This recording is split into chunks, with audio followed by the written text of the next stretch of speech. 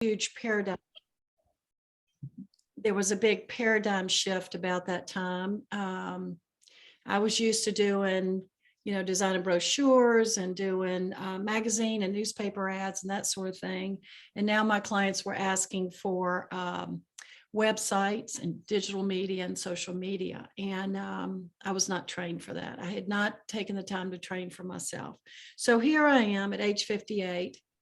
And in advertising, you sort of aged out at age 40. So I was very advanced in age in my business, but I decided that I had to re-educate myself. I had to go learn how to design websites. I had to go learn how to do digital marketing and social media marketing and email marketing and all those new tools. So every year, well, let me back up a little bit. As an advertising creative, it was always my dream to live in New York and work on Madison Avenue. That's where the best of the best worked, and that's where the most creative people in the world were based. And so it was always my dream to live in New York. So every year I would get a catalog in November that listed all the summer courses for professionals that Parsons School of Design taught. They were all 30-day courses. You could either take them in Paris or New York. And, for 3 or 4 years, I would go through that catalog like I used to go through the Sears catalog as a child and circle the courses. And by the way, I loved my career, so I was ready to get back into it. So I'd circle these courses, and but I'd eventually throw the catalog away because, number one, it was way too expensive. Number two, I just couldn't imagine doing something that sounded so selfish, taking 30 days for myself, going to New York, and spending that much money. So I threw the catalog away every year. But this year, when everything was imploding, I fished that catalog out of the garbage can on New Year's Eve, 2010. And I went through the courses that I'd circled again, and I narrowed it down to one, and it was called Integrative Design. And I went to the kitchen, poured myself a glass of wine, came back to my computer and hit the enroll button. And I had no clue how I was going to pay for it, no clue how I was going to afford to go and stay in an apartment or anything. But I just decided to do it. And of course, I didn't tell anybody for a long time because I couldn't figure out how I was going to do it. So it sounded a little bit childish to do these sort of things. So anyway, it got out that I was going, and I made myself a list of how to save the money.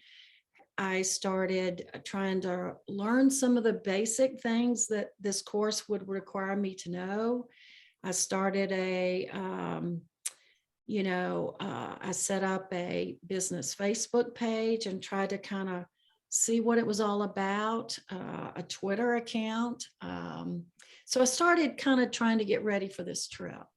And I guess, a couple months into it, I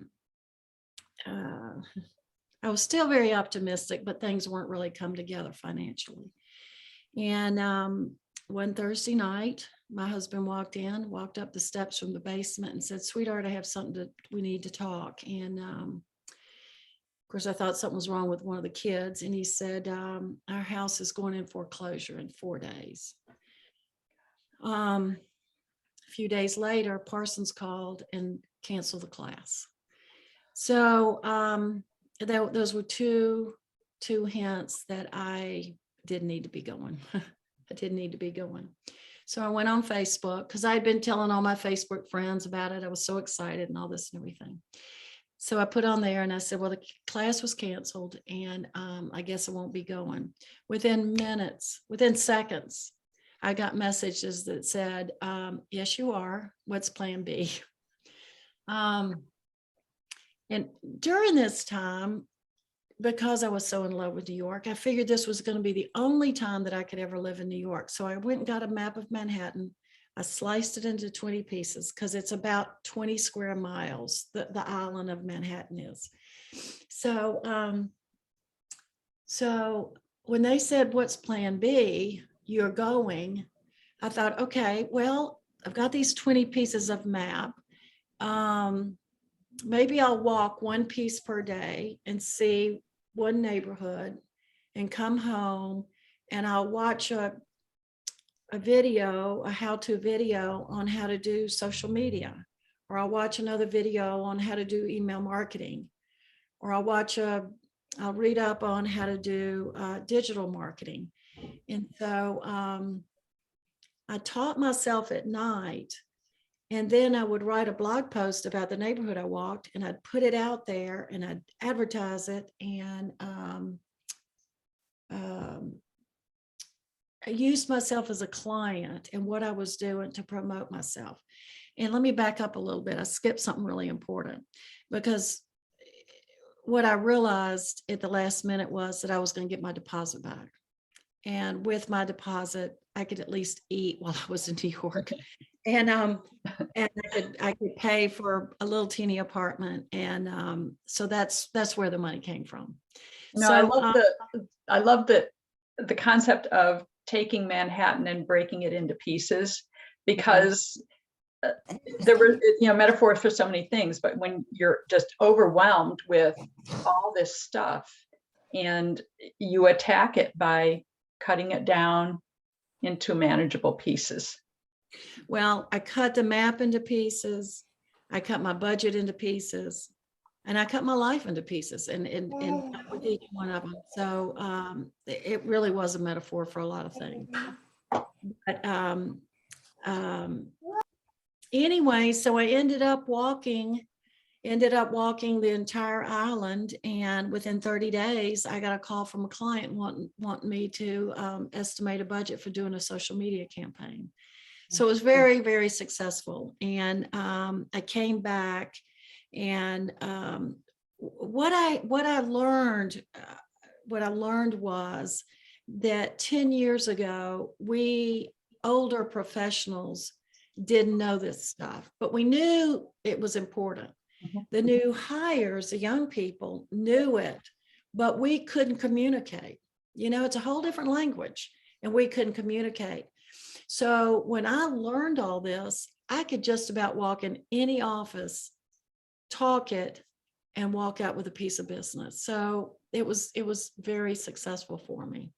The next year, I did the same thing. I took a map of Paris, and it's got 20 arrondissements or neighborhoods. And I took a month there and walked one per day. And I wasn't as diligent in my blogging, but that's where Oprah's company found me, and that's where Huffington Post found me and invited me to Harpo Productions, which is Oprah's company, invited me to give Cindy Crawford advice on turning 50. And Huffington Post invited me to chronicle my walk of Paris. But they found me on Twitter, which is something I had learned in New York. I learned how to use Twitter. I learned how to target people and how to be, present on social media. So it worked for me in a lot of different ways. And it's using this as, like, you could have sat home and learned that, but you really need the project to get the whole concept of how do I use all these channels to market one project. I mean, it's what you're at home, and I mean, I know you had things going on too, but you needed to. It was a really creative way to kind of create a project that you could use as a focus for all these new tools you were learning. Well, to me, the key was I had to go away. Mm-hmm. I had to spend 30 days by myself. And when I talk to women's book clubs, I kind of press them to think about taking 30 days, because you're away from the laundry, you're away from the grocery store, you're away from the pile of bills over here, and you have 30 days to totally focus on what you need to do. or what you want to do. Mhm. And the other thing is that I mean, they're just, all your distractions are not gone, but they're, when you're in a totally different place, you can focus a lot better, or I could. Um, but and I tell people, when I wish I'd have done the math, but you take 30 days of your entire life, it's just a teeny bit of time. And you have 30 days to, or I had 30 days to totally revamp my career, to look into my past, to plan some things for my future, and to really assess everything. I mean, it was, so I know not everybody can take 30 days away, but most of us can. And it's very helpful. Anne Mara Lindbergh, she took 30 days every year to the beach alone. And she writes about it in What Gifts of the Sea. Okay, yeah. But it's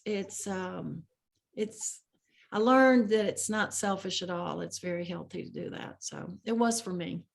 So.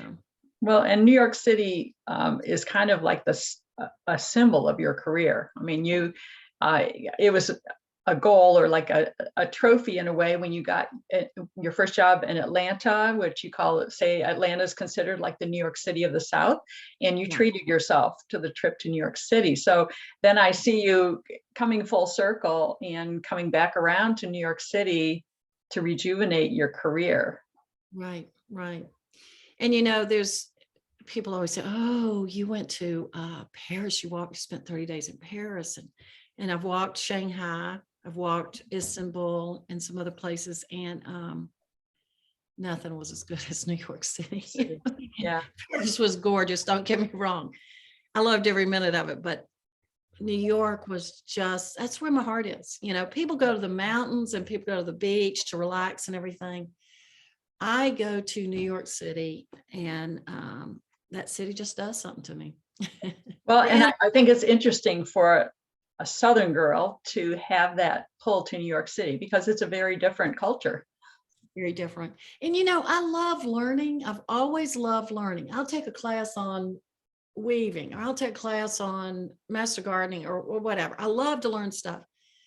Well, you can't help but learn in New York. I mean, there's just so many things there that are like nowhere else. And the museums have classes, the meetups, the college. There's so many colleges that have classes, and speakers, and concerts, and I don't know. It's just, you can tell how much I love it. Well, and I thought it was interesting too. There was like a juxtaposition of this part of you that is open and embracing new perspectives in New York. You talk about watching the Gay Pride Parade, and you talk about some of the racial things that you're confronting that are bumping up against maybe some of your upbringing in the South. But then again, you also speak to things that there are actions and attitudes you have that you treasure, even though they're things that maybe your mother did and you didn't like it when she did it. You talk about the church clothes, that type of thing. And I thought that was kind of interesting. You did an amazing amount of embracing new ideas, but at the same time, you're holding on to things that are important to you. Yeah. So when my friend Debbie came from, who was also born and raised in Mobile, Alabama, and went and got special soap. You always had special soaps when you had company. And I had to look in New York City to find them. Small ones that are wrapped real pretty. Yeah, they're just, I was telling somebody last night, some of the things you hang on to and you don't even know they're there. When I did go to the Pride Parade, first of all, I'd never been to a Pride Parade, and New York City's is supposed to be the biggest, wildest one in the world, from what I hear. And there I was. That was my first one to witness. And I looked over here and it looked like a bunch of people had just stepped out of J. Crew or Talbot's.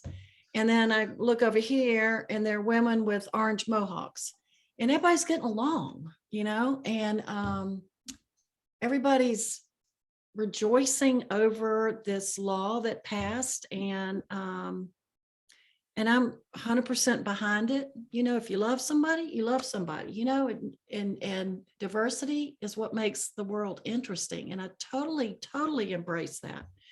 But when there was a woman that walked by with her large breast exposed, and she had a little sign that says, "Free at last, free at last."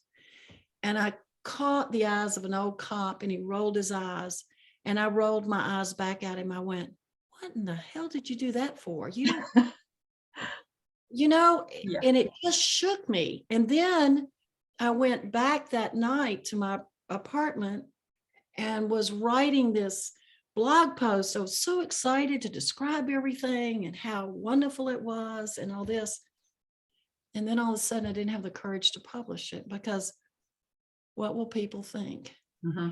I think that was my first full day in New York. And that was such a slam to me, Right. that things are still deep in our pores and our Mm-hmm. DNA that we gotta flush out, Mm-hmm.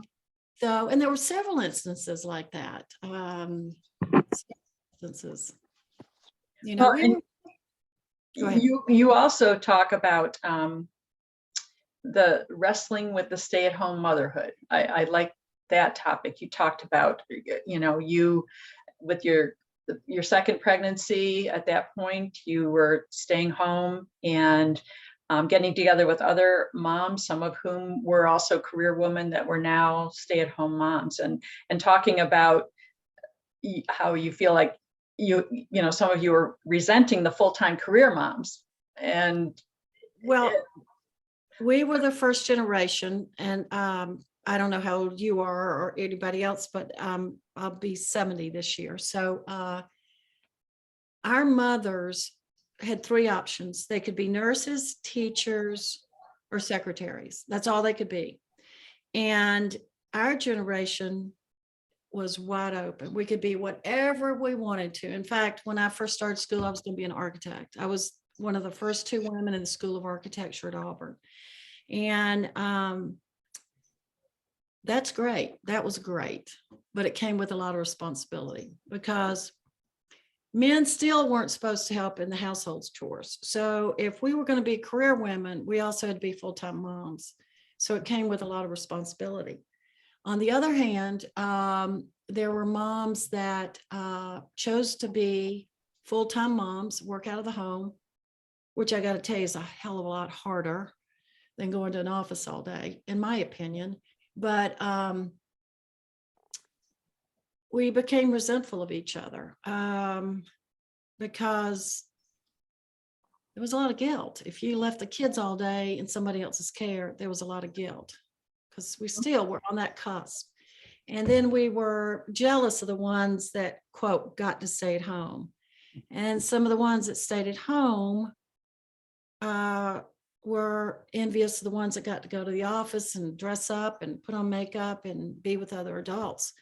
And we became resentful of each other and called each other names. I mean, we had to redefine that whole stay at home, work out of the home, which is 100% work. So it was tough. It was tough. I think I'll never forget. I dropped off my oldest at preschool, and I saw one of my friends totally decked out in a beautiful suit and high heels, totally made up. And I looked at myself, and I missed my career. I missed my career, and I had made the decision to continue freelancing, but at a lesser pace. And I work out of the house. And I'll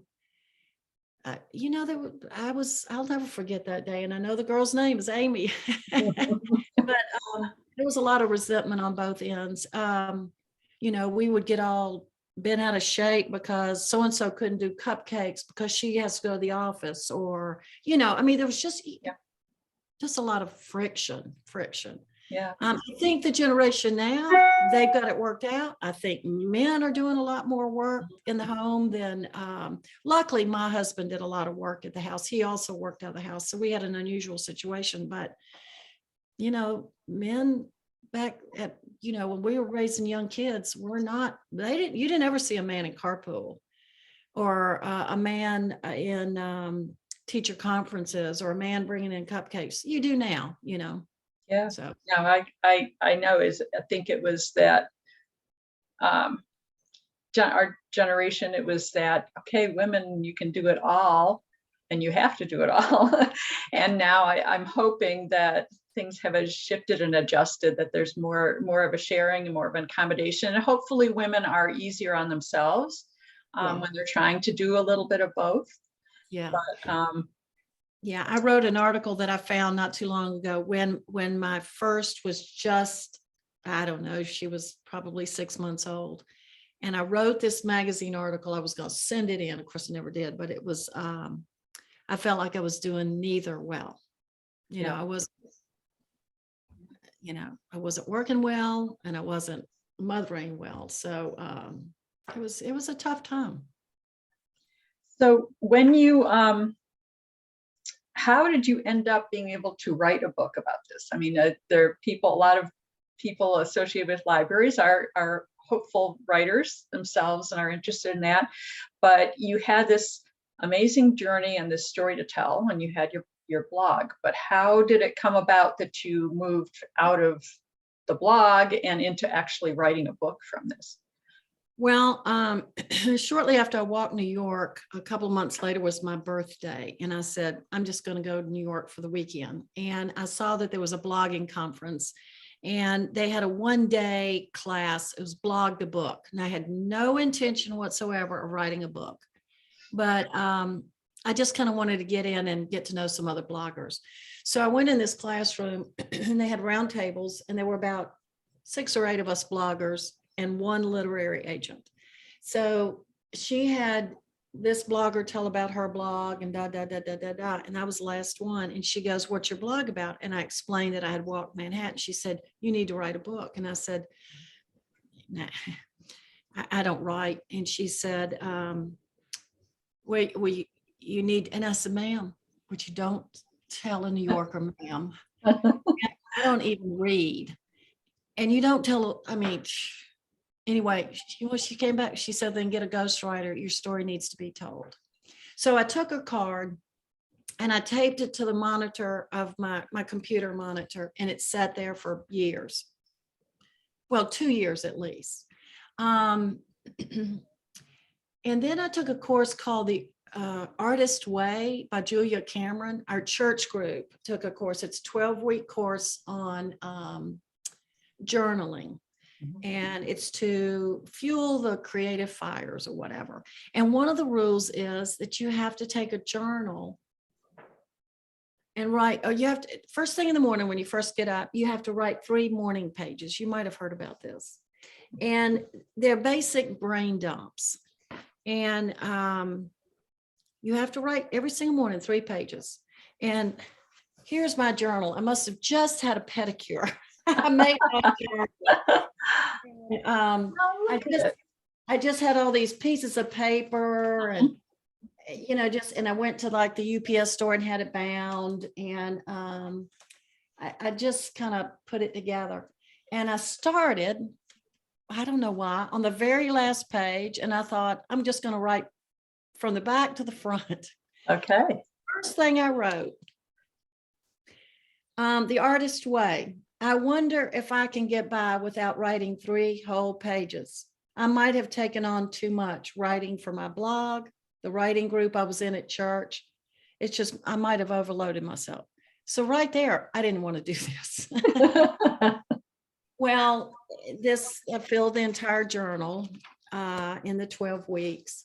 And I found where I kind of enjoyed it. I enjoyed journaling. So one day I woke up and I thought, okay, well, let's see if we can write something. And I went online and I found out that a memoir is about 80,000 words. And I was gone 30 days. So I divided 80,000 into 30. It was There you 20. go. You're breaking it up into those manageable I am. pieces again. Yes, yes. So I thought 2,660 words per chapter. And I walked 2 miles to the nearest drugstore and bought myself some index cards. I took 30 of them and put one on 1, 2, 3, 4, 1 through 30, attacked them to the wall. And on day 1, I walked this neighborhood in New York. Day 2, this neighborhood. Day 3. And after I had put all the neighborhoods on the cards, I then went back and wrote down what experience I had, like Pride Parade or the High Line or Upper East Side or Lower Manhattan, or that sort of thing. So I got myself a grid to go by.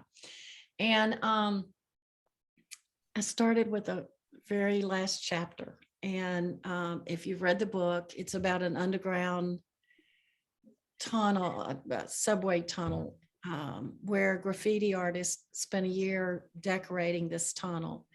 And that was going to be my last chapter. And that was a beautiful metaphor in my mind for my trip, because I went way down deep inside underneath the frenetic streets of my life, into this tunnel. And by the way, it was going to be fiction, because I sure as hell wasn't going to tell all this stuff. And you know what? That chapter just came out of me like a bolt of lightning. Because I had that dream. I had read about that. I had spent a lot of time trying to get in that tunnel. So it was, I thought, a masterpiece. So I've scrounged around and found an editor and sent it to her. She says, well, yeah, it's a good start, It's very critical. And I sort of started from there. And then I went to the next year, went to a blogging conference in Chicago. No, was it New York and then Chicago? I can't remember. And I met a woman who was going to teach some writing classes online. And I said, okay, I'll take a class, because my background's art, not writing. And so I said, I'll be one of your students. So she had 3 students signed up. She was in California and we did it online. She gave us our first assignment. It was time to read them. The first writer read hers, then the second writer, and then I read mine. And mine was way, way below in quality of what the other 2 were. So as soon as we hung up the phone, I called her back and I said, you know what? I think I'm over my head. They're way beyond, I don't want to hold them back. She said, I knew you'd quit. Well, nobody tells me that. We're playing with fire now, And I love to talk about her because she is about this tall and I'm way up here. She's Jewish, I'm Christian, New Yorker, I'm Mobilian. She tells it like it is, and I don't do anything to please. So we were total opposites for each other. And she was absolutely phenomenal with me. I mean, she pushed and pushed me, and for 4 years. And when it became quite evident, she kept saying, go deeper, Lisa, go deeper. You're too surface, go deeper, deeper, deeper. And, the deeper I went and the more I put on paper, I realized that I was writing it to heal everything that had happened. And,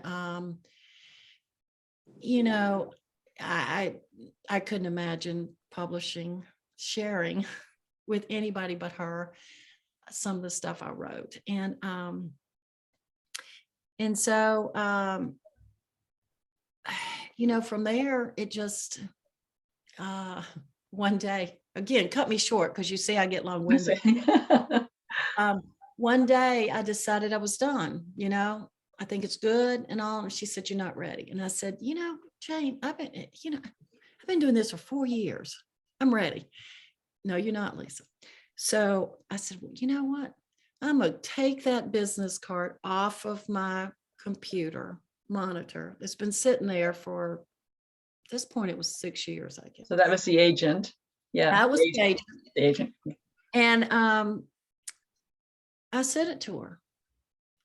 And she came back within days, which agents in New York don't. If you hear from them at all, she came back within days and said, Lisa, I wanted to love this story so much, but you're not ready. So I spent, a couple more years writing and editing and learning and taking classes. And, it just got to the point and healing. And in any memoir, you have to come full circle. And I finally came full circle. And I was at the point where I had finally accepted responsibility. I had forgiven. I have gotten through the anger and all those things and came out on the other side and knew at that point I was ready to publish it. Mm-hmm. Until I was in New York and Nancy up there was visiting. The actual copy of the book came for me to approve. The actual printed copy came. And at that point, I had to let it go at this point. And there was a moment where I thought, shelve this book for the kids. Are you really going to tell all this stuff? Yeah. And I don't know. I just woke up one day and said, okay. And that had to be a big leap of faith to do. That was a big step. Big leap of faith. And I felt like I had just run through the street buck naked. Mm-hmm. Right. And nobody laughed. And people said, oh, I've had the same experience. Oh, I've married to an entrepreneur. Oh, I had a child in addiction. And all of a sudden it became, wow. Yeah. So anyway, that's a long-winded way to say.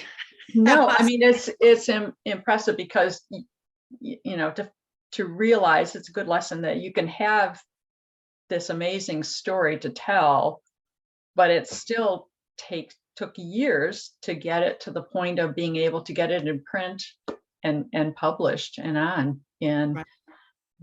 that wow, labor of love right there. I mean, labor of love. And then you got to do, once it comes out, you got to learn how to market it and all that. And I kept saying, oh, that's the easy part. I'm in marketing. That's the easy part. Yeah, it's kind of a nonstop push, isn't it? I mean, what's it been like since September, or when it actually was? What month did it? October? When was the okay, it was September. It's been a lot of learning. I've had to learn how to do Amazon ads. I've had to learn about book influencers. I've had to learn all these competitions that you have to go in. I've learned that you have to pitch articles to magazines to get big audiences to read your book. I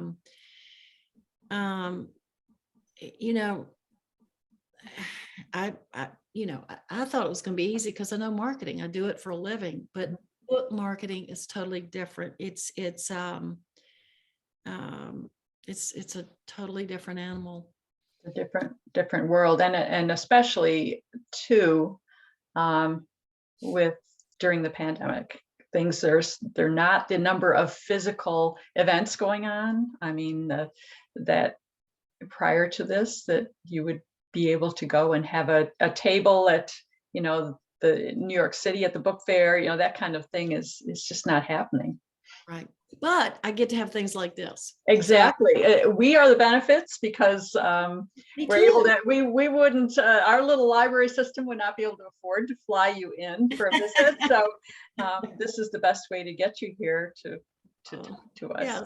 So I've done several things online, a little TV show and a radio show out of New York and several things, podcast, So there are definitely some benefits, But the thing I love the most, the thing I absolutely love the most is going into a book club of women and hearing their stories and sharing, experiences. That's been a huge, huge gift out of this. And I said when I publish the book, if I can get just one other woman to take 30 days, then my job has been worth it, you know. And one woman took 30 days and went to the beach, and with the intent of writing one letter to the 20 people that most influenced her life.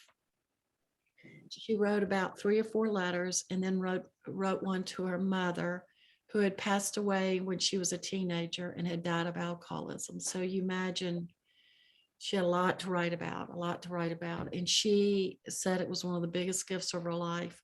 Another woman said she was going to take 30 days and go stay at her grandmother's and record one story per day from her grandmother, which I love that idea. And then I had a woman call me from her U-Haul truck as she was driving it from South Carolina to North Carolina, where she'd always dreamed of living. She was driving her U-Haul truck, and she said, "Lisa, I did it. I'm taking the leap because of you." So hopefully it's worked out for her. I think it has, but well, that's just, I mean, for you, it took this massive implosion to cause you to take the 30 days to really get you, plus the support of the friends that kept encouraging you to take the 30 days. But the benefits you got from that, someone can get without having some big motivating event, other than but they just deciding to do it. It seems like it's a time that an enrichment that can help no matter how good or bad your life you're leading. Even if everything's good, there's just so many things that we don't have the time and space to think about. That when I went away, the first few days were just, I was in Disney World, and then you get a little frustrated because you don't have anybody to help you with the subway map, or you don't have anybody to help you drive, or you kind of get a little frustrated, and you get kind of a little lonely. You kind of get lonely.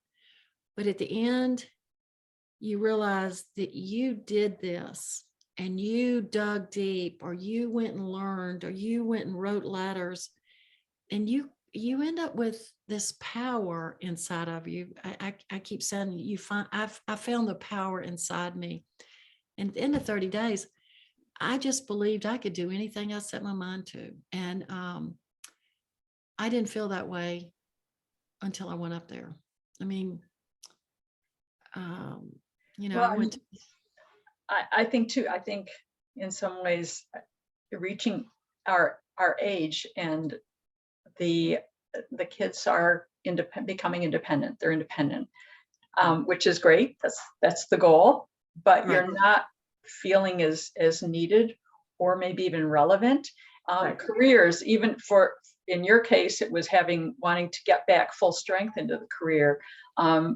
People are perhaps, speaking of a friend, I'm sure here, are seeing their career now as maybe heading downward a little bit, and so I think women need to still feel relevant. And that's something, going away, like you're talking about, for 30 days, it's not just going and laying on a beach somewhere for 30 days. You're saying you're going for 30 days and you've got a plan, you've got a project, you have a focus.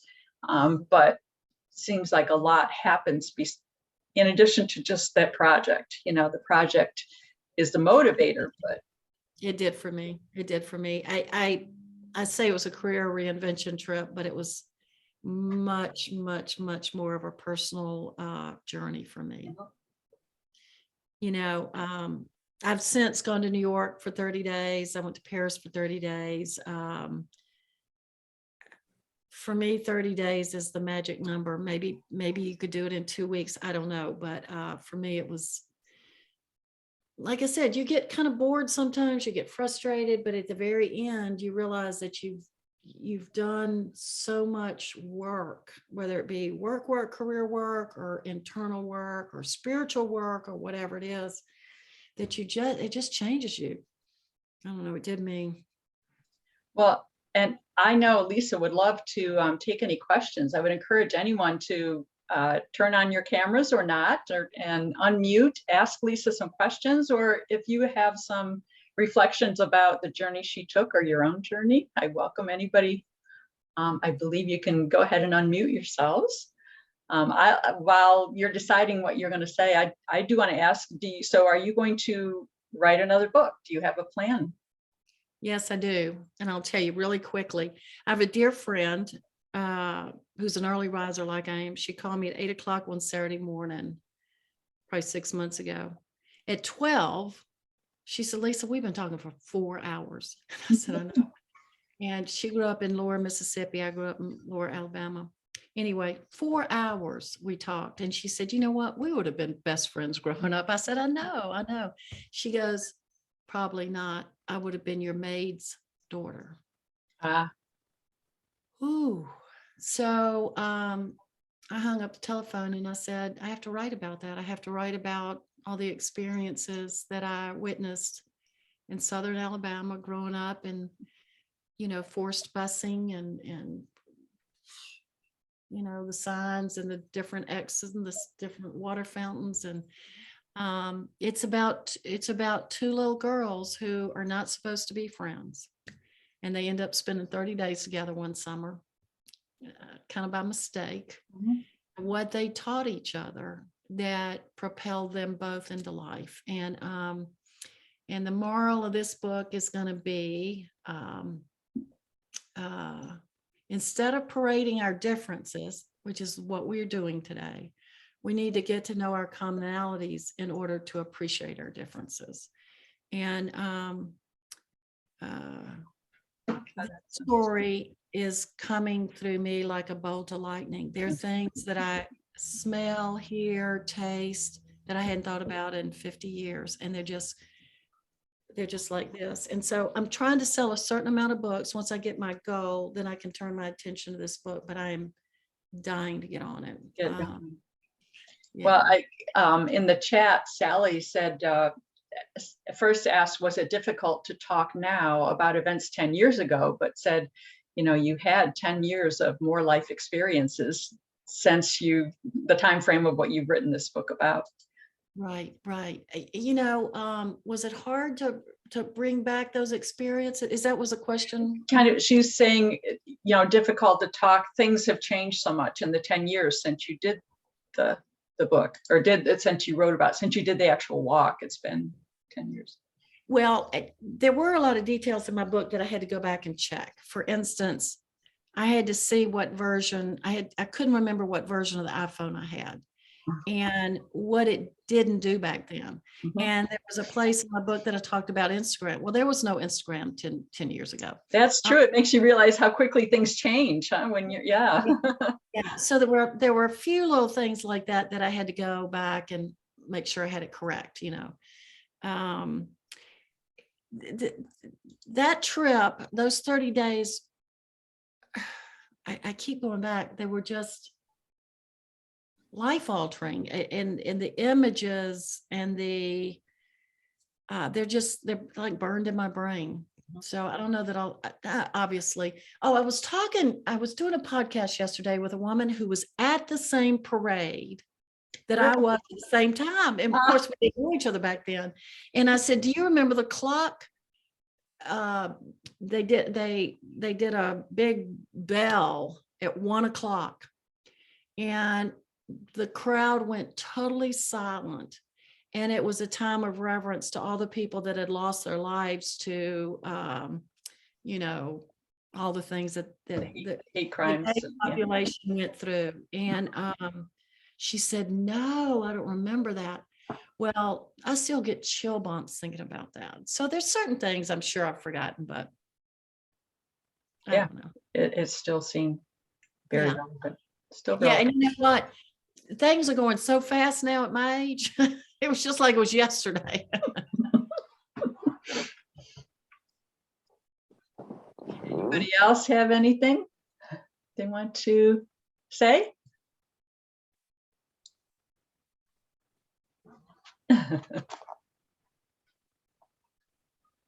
Okay, let's see.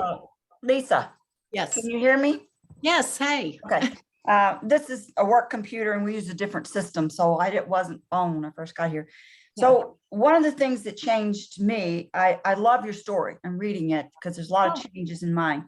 I worked for a number of years in my field in chemistry. And then when we moved to Chicago, I was pregnant with my first one. Right. And my husband traveled 60% of the time. We had no family. So I was home with the kids. Yeah. But I did a lot of odd jobs. And then 2005, I had a precancerous condition, which they monitored in 2007. I got breast cancer. But that fall, while I was home recovering, I had a garage sale. And a guy walks up and he looks at Texas A&M plaque in our garage, which is where my husband and I both went to graduate school, and found out he was a medicinal chemist at St. Jude.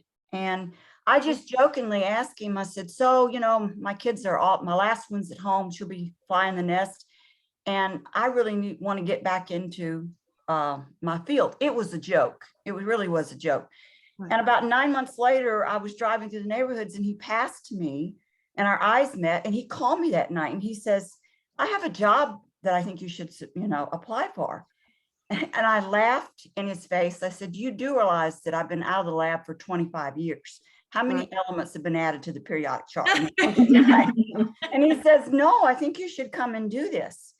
And I went. It's a God story, really, how I think I got it, because I found out later he never goes to garage sales, and he came to mine that day. So there's a lot of little things like that, you know, that fit together. It was one of the best decisions. I was scared to death. And I told him when I got there, I said, you know, my chemistry is in the basement of my mind.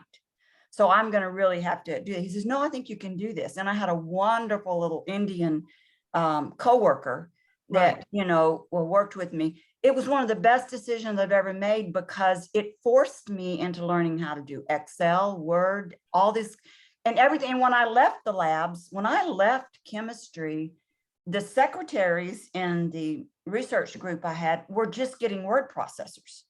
So now everything is computerized. You don't even write a notebook. It's all electronically done. I've had to learn, I don't know how many programs, and it has, that I think is what, you know, I told you and then my comments that I've joined this traveling Trusted House Sitters International. Oh, and yes. I don't think I ever would have done that. Unless I had taken this job. It was like, you going to New York and doing that. This job has, and I'm having a lot of health problems. I really should retire, but I don't want to, because I love working with those young people, and they teach me, and they're good to me. And I'll say, okay, I messed this program up. Can you come show me what to do? You know, and it's kind of. When you mentioned Word, when all of us, it was time for us to go back, none of us knew Word, Excel, any of that. And that was just commonplace. So when I say we were behind, we were way behind. Yeah. It was because of that paradigm shift. It was a huge shift. Yep. Where from typewriters to word processing, and we had missed all of that. I mean, I saw highly skilled attorneys and accountant women go back and say, well, maybe I can get a job at the this or this, making minimum wage. And I'm like, well, I don't really know how to use Word and things like that. And I'm like, it hit. I mean, we got hit hard. And you know, when you take the step to learn, this is a difference between my husband and I, is he won't really learn the programs. So he puts on this major trade show every year, and he still calls on one of his best friends in Illinois, where we lived, to come down and help do all the you know, the electronic and the computer part, because he won't learn how to do it. And it's like, no, you need to jump in there and learn how to, you know, to do these things, because this is the world. I'm not mastered it, but at least I feel I can hold my own. Well, the other thing is just go narrow and deep. Just take what you have to learn. Like I have to learn social media, which changes all the time. Digital media changes all the time. I just concentrate on those. No, I don't use Excel in my business. So I have somebody else do that if I need to. I do know Word, but you know, I really go narrow and deep in the programs I use. But well, we have to use a lot. And you were talking about Nancy, you were talking about this platform of Zoom being able to do this. I'll tell you what happened is, of course, we put on a lot of seminars at St. Jude, And our department put on a huge symposium this past year. And because worldwide, the people have to come. And in the past, when we would have these symposiums, we would invite the people on campus. We had the biggest audience we've ever had. And collaborations are coming out of these Zoom conferences like never before. I mean, it's amazing. And it's not it's not in your country, it's not in your state, it's worldwide. Yeah. That it's like they found out about this and they get on it, and then all of a sudden we have all these collaborations all over the place. And Well, this for me, happened because we had to Zoom it. Yeah, and for me, it's social media. I would have probably not. I mean, well, my tutor was in California. My editor Yeah. is in Oregon, and Yeah. I was going to say, I do have to, as a librarian, public librarian, I do have to put a plug in for libraries for anyone who's trying to learn these skills. We have so many online, we offer Gale courses, and I know Ohio libraries are very good though, but we have Gale courses, we have LinkedIn Learning for libraries that have all of this to tap into. That I was actually thinking of this when I started reading your book, Lisa, and you're talking about trying to get up to speed and wanting to learn the digital stuff. And I'm like, she should have talked to a librarian. But you still should have taken the trip. It wouldn't have done what the trip did for you. But I'm like, I hope we try to get the word out to people that you can tap into these courses that are little bits at a time, and they lead you through it, and learning this kind of digital stuff to bridge the divide. Now, you mentioned LinkedIn Learning. That used to be called lynda.com. Right. Those classes I took while I was in New York. That's one thing I was going to say. LinkedIn bought them. The other thing is I'd be on the other side of Manhattan, and my phone would be running out of juice. What would I look for? A library. A library to charge it. Yeah. I'd go in there and it would be quiet. I could charge my phone. Yeah, so I use libraries a lot. Even though you're not a reader, you say. I'm becoming a reader, and I'm enjoying learning how to read. I'm an Air Force brat, and I started my learning in a third world country in El Salvador, and and reading was not part of our family. Yeah, we did. Yeah. So I'm There just is learning to. I've read just about every memoir that's been published in the last 5 years, I promise you. But we do have a question on the chat from Jody Ann, who said, for someone who can't take 30 days off because of work restrictions, is there another suggestion to find directions? Do you have any suggestions for her of something that can be done without a 30-day getaway? No. Take 2 weeks and go away. Whatever you can. It's the getting away that really you feel makes the difference. And, I can't take 30 days all the time either. I wake up on Saturday mornings and I tell all my friends I can't do anything on Saturday mornings. I love to get up early in the morning, so I get up about 4. I unplug everything in my house. I unplug the radio, the phone, the computer, and everything, internet, and I write uninterrupted. And I might write 4 hours, I might write 8 or 9 hours. So my Saturdays are a microcosm of that. So even a week, I talk to these groups, and they're women that have never even taken a weekend for themselves, and I just can't. I mean, we just haven't ever treated ourselves properly. And maybe that's kind of a tool, is to take whatever you can get, see how that goes. And a dear friend of mine took a weekend. She got a little cabin up in the mountains, and Friday and Saturday night. And she texted me, I think on Saturday night, she said, Lisa, this is the best thing I've ever done for myself. So, 2.5 days. But maybe if you take 2.5 days, maybe it's a week after that, maybe 2 weeks after that. yeah, and maybe it'll lead to more. Yeah. And don't let anyone tell you you're having a midlife crisis. It's a it's a reassessment, readjustment, internal It's healthy. travel. Yeah. Yep. It's a gift you give yourself. I came back different. I was a different mother.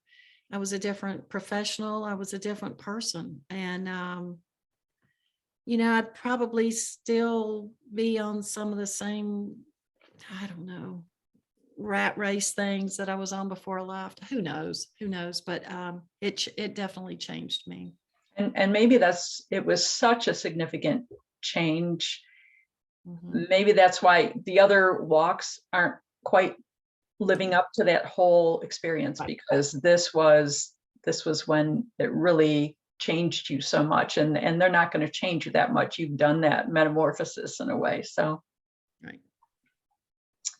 Well, do we have any other questions for Lisa or input? Well, I really appreciate everyone coming this evening. Lisa, it's so interesting to hear. And do buy Lisa's book from IndieBound, Barnes & Noble, local bookstore. Check it out of your local library. If they don't have it there, tell them they need to get it, because They can order it. Bookstores, yeah. So yeah. Yes, well, I appreciate the time you've given to us here, and thank you so much. everyone has my email if you need to follow up with anything after this. But Lisa, thank you so much. Thank you. Okay. Thank you. I really enjoyed it. Thank you. Thank you. Good again, Lisa. Hey. You got to come down here next. I just was thinking that I'm making myself a note. Yeah, I'm doing a little renovation on the house, and they've got one more week. After that week, your bedroom's ready.